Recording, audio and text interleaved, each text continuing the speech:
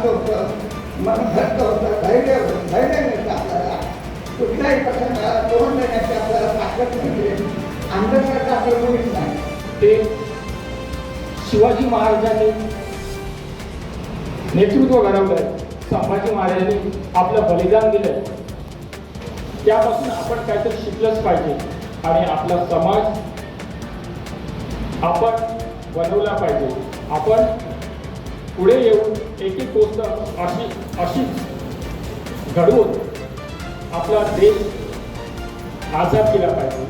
आपला देश आम्हाला वाटतं की आम्ही आझाद आहोत, पण ते नाही आहे, तसं नाही आहे. खूप कठीण गोष्टी आहेत, काही शिक्षणच्या खूप कठीण गोष्टी आहेत. त्यामुळे अजून आम्ही कसे आझाद नाही होत. तो देश आपण आझाद करायचा तर आपल्याला सगळ्याला एकत्र येऊन आपण एक हिंदवी राष्ट्र बनवलं पाहिजे. वंदे हिंदू समाज मगाशी ज्याच्यामध्ये ही भावना ही जो कधीच ही वागत नाही असं उल्लेख मगापासून आपले सूत्रसंचालन करतात आहे.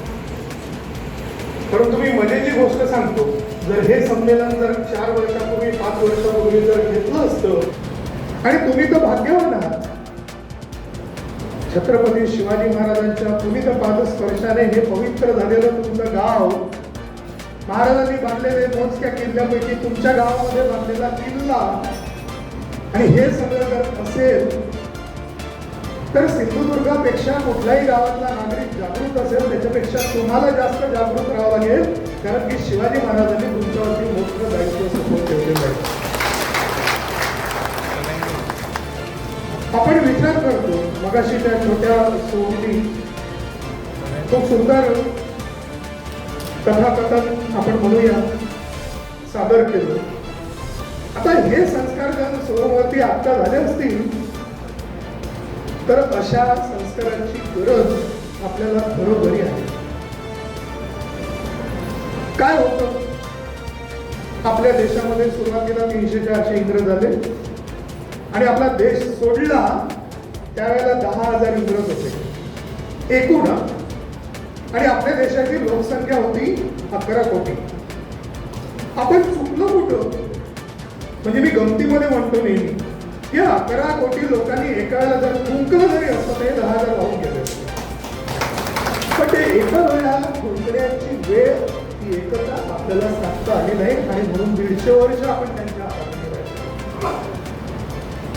मी एकता हे आत्ताच आपली संपलेली नाही असं नाहीये, याच्यासाठी अनेक कारण आहे. आपण जातीपातीमध्ये विभक्त असतो, भाषा प्रांतामध्ये विभक्त असतो, परंतु या जातीपातीमध्ये भाषा प्रांतामध्ये विभक्त होण्याचा अधिकार आपल्याला नाही. आणि महाराष्ट्रीयन माणसाला तो बिलकुलच नाही, कारण की आपण पांडुरंगाच्या चरणी लीन होणारे साधक आहोत. शब्द बघा किती सुंदर वापरला, वारकरी. म्हणजे भक्त हा कधी नपुंसक नसतो, तो आग्रही असतो. प्रत्येक गोष्टी, प्रत्येक वाईट प्रथावरती वार करणारा असतो तो वारकरी. आणि एवढा सुंदर जर अर्थ असेल आणि पांडुरंगाच्या चरणी आपण सगळे लीन होत असू, आणि महाराष्ट्राची संत परंपरा केवढी, नाभिकांचा सेना तिथेच गेला, कुंभारांचा गोरा तिथेच गेला, ब्राह्मणांचा ज्ञानेश्वर तिथेच गेला, मराठ्यांचा तुकाराम तिथेच गेला, धनगरांचा आपले महाराज गडिंगलज पडले भाऊदादा ते तिथून गेले. पूर्ण जाती, कुठली जात उरली नाही की त्या जातीचा संत पांडुरंगाच्या चरणी लीन झाला नाही. आणि तुमच्यापैकी जर कोणी वारकरी त्या ठिकाणी गेला असेल, मला वारंवार त्याची संधी मिळते, तर ते दिसेल त्या माणसाला नमस्कार करतात आणि माऊली माऊली म्हणतात. पण दुर्दैव होतं, अहो पांडुरंगाच्या चरणी, पांडुरंगाच्या पंढरपुरामध्ये, त्या स्वर्ग नगरीमध्ये समोरच्याच्या आत्म्याला आपण नमस्कार केलेला असतो. देह ही पंढरपुरा आत्मा हे पांडुरंग असं म्हणणारे आम्ही एका वेळेला सगळ्या जातीचे लोक वारीला जातो आणि जेव्हा वारीवरून परत येतो पुन्हा आपली जातीय अस्मिता वर होते, पांडुरंग हरतो. आणि हे करणंच आतापर्यंत आपल्याला आपल्या देशामध्ये ठरवत आलेलं आहे. संतांनी आपल्याला देवाच्या चरणी एक व्हायला सांगितलं, पण आपण झालो का? नाही. आणि ईश्वर तर सांगतो की जात पाप पूछे ना कोई, हरि को भजे सो हरि का होय. ईश्वरला नाही लागत तो हे मानवाने निर्माण केलेलं आहे. आता मुसलमानामध्ये किती जाती आहेत कोणी सांगेल का मला किती? आता युद्धामुळे माहीत पडलं शिया सुन्नी. त्याच्या आधी ते पण माहित नव्हतं कारण इराणचे लोक शिया आहेत आणि आजूबाजूचे सगळे सुन्नी आहेत आणि जे हुती बंडखोर आहेत ते काय म्हणतात शिया आहेत आणि म्हणून ते एकत्रित आहेत. जम्मू काश्मीरमध्ये जे दागिने काढून देतात आहे हे शिया आहेत आणि पाकिस्तानमध्ये जास्तीत जास्त सुन्नी आहेत. का आता कळायला लागलं त्यांच्यामध्ये पण 74 जाती आहेत. आपल्याला कधी समजलं नाही कारण की ते जातीच्या पेक्षा धर्म महत्वाचा वाटतो आणि आपण कुठे चुकतो? जात महत्वाचा. अरे धर्मच टिकला नाही तर तुमची जात कुठून टिकणार आहे त्याचा विचार कधी केला? धर्म रक्षती रक्षित लिहिलंय व्यायाम की धर्माची तुम्ही रक्षा केली तर तुमची रक्षा सुद्धा धर्म करेल.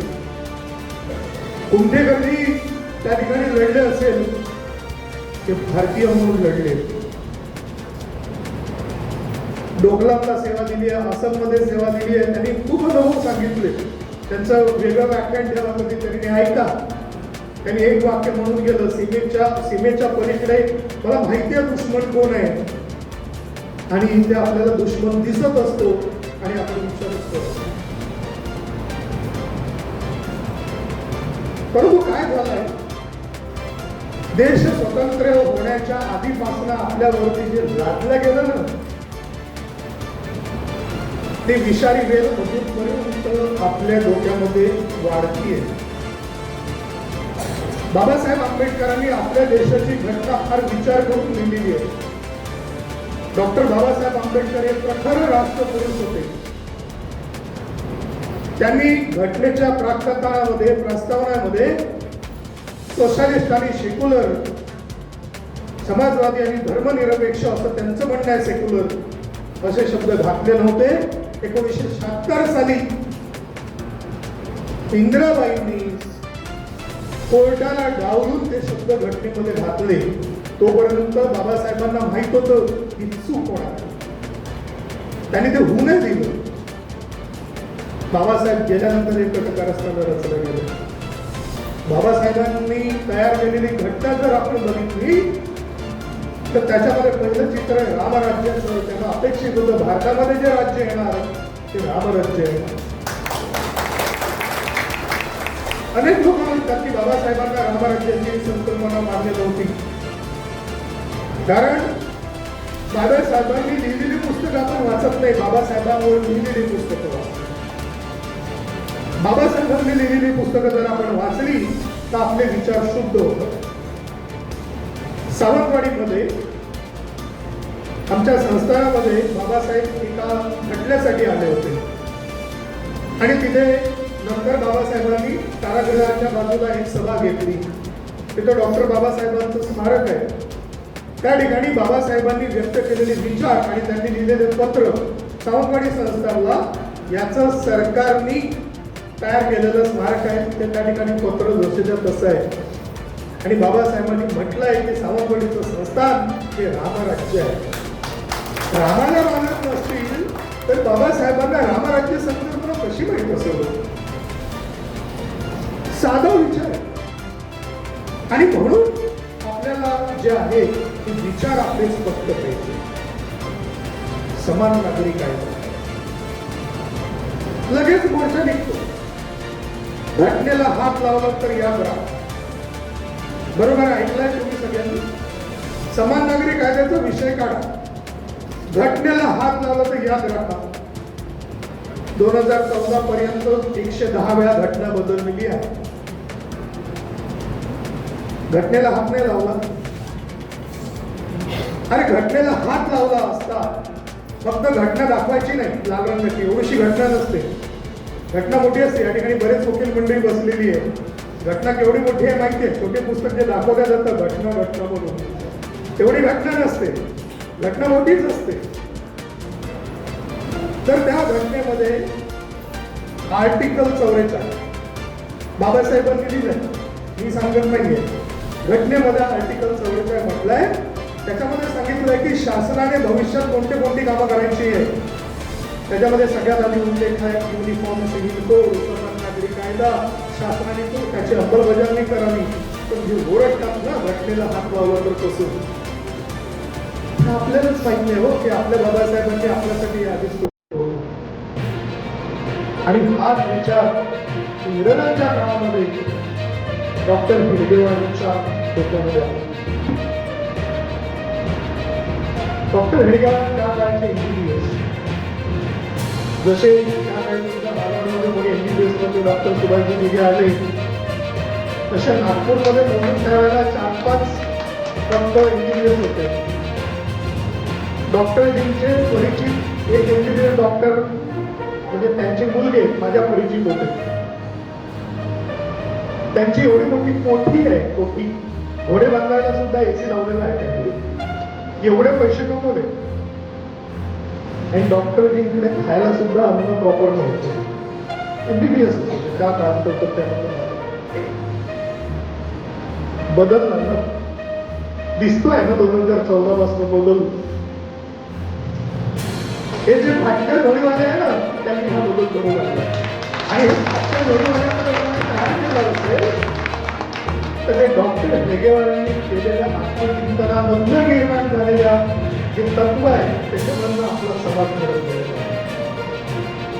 डॉक्टरांनी जो त्याग केला आहे तो त्याग सगळ्यांनी पुढे आदर्श म्हणून तो आदर्श घेऊन काही शेकडो कार्यकर्ते तयार झाले, त्यांना बघून हजारो कार्यकर्ते तयार झाले आणि त्यांना बघून लाखो करोडो कार्यकर्ते तयार झाले.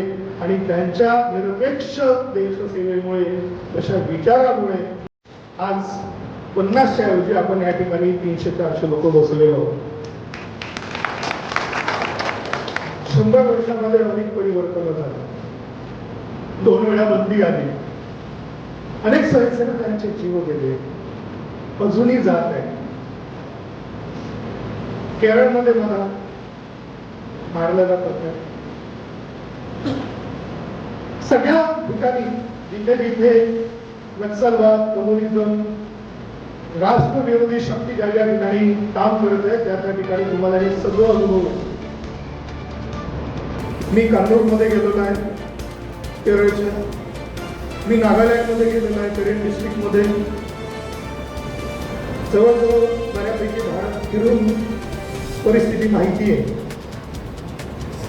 आणि ज्या वेळेला ही परिस्थिती आपल्याला दिसते त्यावेळेला आत्मा तळपळतो, फार तळमळ होते, तगमग होते. आपल्या पुढे हे येत असतं पण आपल्याला ते दिसत नाही. मला काय त्याची ती भावना आपल्यामध्ये का हिंदू समाजाला नेहमी जागृत करावं लागतं? का शिवाजी महाराजांना वारंवार सांगावं लागतं अरे हे हिंदवी स्वराज्य आहे, आपल्याला एकत्रित व्हायचं आहे, हे आपल्या देशातनं आलेले नाहीये. आज तुम्ही आम्ही सगळे टिळा लावून बसलो आहे महाराजांची पुण्य.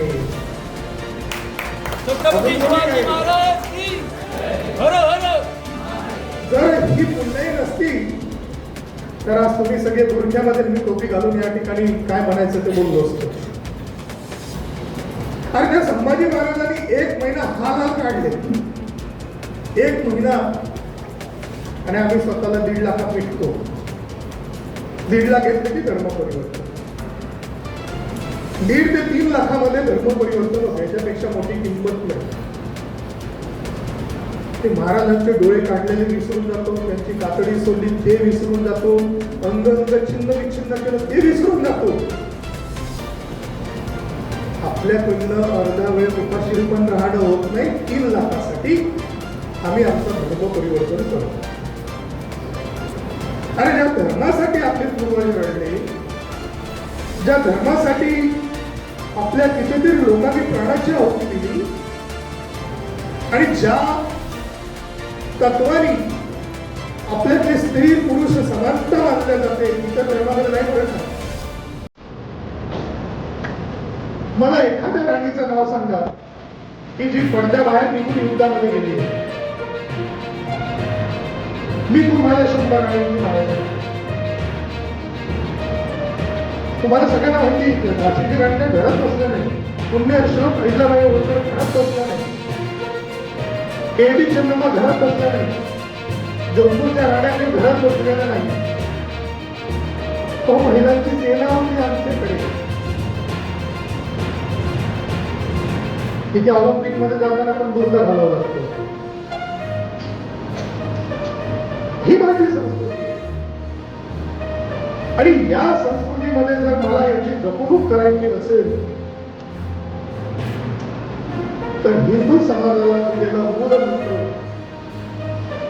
जो आपल्या धर्माधिष्ठाने दिलेला आहे तो आपल्याला कायम कंठस्थ केला पाहिजे की आपण सगळे हिंदू भाऊ आहोत. आणि आपण ज्याला हिंदू भाऊ आहे कुठलाही हिंदू हा दलित असू शकत नाही. मला शपथ आहे त्या हिंदुत्वाची मी त्या हिंदुत्वाचं रक्षण करेल. हे शंकराचार्यांनी एकत्रित येऊन द्वितीय सरसंघ माननीय गोवर्धन गुरुजींच्या पुढे हा उद्घोष केलेला आहे. हिंदवा सर्वे न हिंदू पतित भवे मम दीक्षा हिंदू रक्षा मम मंत्र समानता. मी समानता कुठून आली पाहिजे म्हणजे डोक्यातनं आली पाहिजे ना. कुठल्याही युद्धाची सुरुवात कुठल्याही शांततेची सुरुवात कुठल्याही चांगल्या वाईट विचारांची सुरुवात जी आहे ती डोक्यातनं होते. मला आत्ता वाटलं इराण युद्ध करावं त्या वेळेला सुरू करून गेलो. त्याला वाटलं व्हेनेझुएलाच्या प्रेसिडेंटला उचलावं उचलून टाकलं. असंच चाललंय ना डोक्यात. आधी नोबेल शांतता पुरस्कार पाहिजे अजून काय. आपण डोळ्याने बघतोय सगळी सुरुवात डोक्यामधनं होते. तर मग ही सुरुवात माझ्या डोक्यामध्ये पण का होत नाही. एखाद्या चांगलं उद्घोष आहे की मी समाजामध्ये समरसता नेहमी जगेल. मी सगळ्यांच्या घरी जेवायला जाईल. सगळेजण माझ्या घरी जेवायला येतील. परंतु ती सुरुवात माझ्यापासून झाली पाहिजे.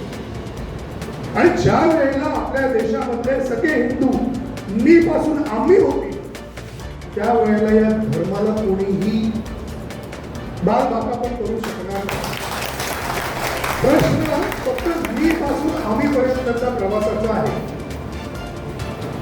आणि तो प्रवास आपल्याला सुरू करावा लागतो. आणि जर हा प्रवास आपला सुरू झाला तर प्रत्येक गल्लीमध्ये हिंदू संमेलन होतील आणि प्रत्येक हिंदू जागृत असेल. तो मानवी स्वभाव आहे. मग आज जर आपण चांगलं ऐकलं असेल चांगला विचार ऐकला असेल तर त्या स्वभावाचा हा का प्रचारित आपण करत नाही. सवय आहे ना आपली. आपण सगळ्या गोष्टी सांगतो तर माझ्या डोक्यातले चांगले विचार हे समाजासाठी मी का उतरवत नाही माझ्या जीवनामध्ये का उतरवत नाही याचाही विचार आपण केला पाहिजे. कोकणामध्ये नव्हती तेवढी गरमी वाढत चालली आहे. तो विकास करू नये का करावा ना. धारणाक्षम विकास करावा. सस्टेनेबल डेव्हलपमेंट असं म्हणतात. पर्यावरण वरबाडण्यासाठी नाहीये. आपली संस्कृतीच नाही हो. मग या सृष्टीचं दोहन करताना त्याचा विनाश करताना आपले विचार आपण सोनाराकडे लहान ठेवलेले असतात काय. मग हे जे विचार आहे आपले पर्यावरण रक्षण हे आपण केलं पाहिजे की नाही केलं पाहिजे. बरं मला एक फक्त आपल्या आत्म्यावरती हात ठेवून सांगा की पुढच्या माझ्या मुलांना माझ्या नातवांना मी काय देणार. प्लास्टिक तोडलेली झाडं हिरवळ नसलेली गावं. मग माझ्याकडनं जेवढं शक्य आहे तेवढं मी पर्यावरण रक्षण करायचा प्रयत्न आपण केला पाहिजे. सगळ्यात महत्वाचा विषय आहे स्वजागरण. आपल्या देशावरती आक्रमण का झाली आपण एवढे वर्ष गुलाम का होतो तर आपण स्वत्व सोडून बसलेली माणसं होतो. माझ्यामध्ये स्वतःच राहिलेलं नाहीये. माझाच माझ्यावरती विश्वास राहिलेला नाही. कारण की मेकॅनिकनी सांगितलं आपल्या देशामध्ये सांगितलं होतं कृषी श्रेष्ठ मध्यम व्यापार कनिष्ठ चाकरी. त्यांना चाकर पाहिजे होते त्यांनी चाकर घडवले. बरोबर आहे ना? कारण आपल्या देशाची जी संस्कृती होती, आपल्या देशाची जी शिक्षण पद्धती होती, ती सगळी त्यांनी संपवली, आचार विचार संपवले. हो, पहिलं पण आपल्या देशामध्ये उडत होतं, त्यांनी जाऊन त्या राईटचं नाव लिहून टाकलं. असे अनेक शोध आहेत जे आपल्या देशामध्ये झालेले आहेत. परंतु मीडिया आपल्यामध्ये नव्हता, त्या काळात नव्हता. हो, एक आपली लायब्ररी ती 6 महिने जर होती, आपण सगळ्यांनी इतिहास वाचलेला आहे. मग आपण एवढ्या श्रेष्ठ असताना त्यांच्याकडे कशाला बघायचं? आपणच करूया ना, लावूया ना शो इथे. आणि आपल्या जीवन पद्धतीमध्ये, भारतीय जीवन पद्धतीमध्ये फार लालसेला जागा नाही, दातृत्वाला जागा आहे. आणि म्हणून आपली संस्कृती आपलं जपणूक झाली पाहिजे. आपलं जाज्वल्य इतिहासाचं स्मरण आपल्याला झालं पाहिजे. आणि त्या इतिहास पुरुषांचं जागरण तुम्ही नाही करणार तर कोण करणार हो? शिवाजी महाराजांचं जागरण ही तुमची जबाबदारी आहे. नागपूरच्या माणसांनी येऊन सांगू दे शिवाजी महाराज. मालवणनी सांगितलं पाहिजे की आम्ही जगभर शिवाजी महाराज सांगू, आम्ही शिवाजी महाराजांचा आणि त्यांनी जे ज्योत जागून केली हिंदुत्वाची, स्वदेशी काय, त्यांच्याकडे तर मोठी ऑफर होती. कदाचित त्यांचे प्रधानमंत्री झाले असते औरंगजेबाचे. 10,000 मनसबदार, 20,000 मनसबदार होतेच ना राजा मानसिंग. भारत का नाही झालं? त्यांना स्वराष्ट्र निर्माण करायचं होतं, देव देश धर्मासाठी. आणि हे सुरक्षित ठेवण्यासाठी राज्यामध्ये तुमच्यापैकी कोणी गेलं तर त्यांचे महाल सुरक्षित जसे ते तसे आहे. कारण की ऍडजस्टमेंट आपल्या राज्याने ऍडजस्टमेंट नाही केली तत्वाची. जर माझ्या राज्याने जर केली नसेल तर मी कशाला करू? आणि म्हणून आजपासून आपण विचार करायचा की मी त्या देशाचा नागरिक आहोत, मी त्या मातेचा पुत्र की ज्या भारत मातेमध्ये शिवाजी महाराजांसारखे, महाराणा प्रतापांसारखे नव्हे तर भास्कराचार्यांसारखे, चरकांसारखे, धन्वंतरीसारखे सायंटिस्ट आपल्या देशामध्ये आले, वीर आले. त्यांच्या आणि वंशजावर हे जोपर्यंत भाव आपल्यामध्ये निर्माण होणार नाही तोपर्यंत आपण जे आहे आपल्या देशाविषयी निष्ठा, आपल्या श्रेष्ठत्वाविषयी निष्ठा आपण पूर्ण करू शकणार नाही. आणि मग ती भावना कधी तयार होईल? सगळ्या घटनेवरती, त्या नियमांवरती माझा विश्वास असेल, मी चालेल, माझ्या सोबतच्यांना चालायला लागेल, त्यावेळेला माझा देश एक संपन्न देश बनेल, संपन्न राष्ट्र बनेल. आपल्याला मध्ये धर्मनिरपेक्ष आले पण त्याच्यातून आपण कधीच बाहेर पडतो. मी कुठल्या धर्माला धर्मनिरपेक्ष बघितलं नाही, शिवाय नाही. खूप अभिमान वाटतो मी धर्मनिरपेक्ष म्हणजे काय हो? जो धर्मनिरपेक्ष राष्ट्र असेल तर त्यांनी कुठल्या धर्माला मानलंय? भारतीय म्हणून तर तयार आहे का सगळे जण? धर्मनिरपेक्ष म्हणजे काय? कोणालाच मानत नाही ना. धर्मनिरपेक्ष मध्ये विशिष्ट लोकांचे कुबत्कार करायचे आणि विशिष्ट लोकांना असं नाही झालं ना. जॅकेटवरती जानवर घातलं म्हणजे कोणी काही होत नाही. मंदिरामध्ये असं नसतात, नाही झालं ना असं.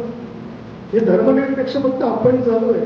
त्यांना विचारावं, मित्रा कुराण आणि बायबल थोड्यासाठी बाजूला ठेवून आपण फक्त आपलं संविधान मानूया. सांगा, सांगून बघा. पण नाही, फक्त एवढीच विनंती हात जोडून की जे मी बोलतो शेवटलं ती खाच कमी करा आणि देशासाठी जगायला शिका. भारत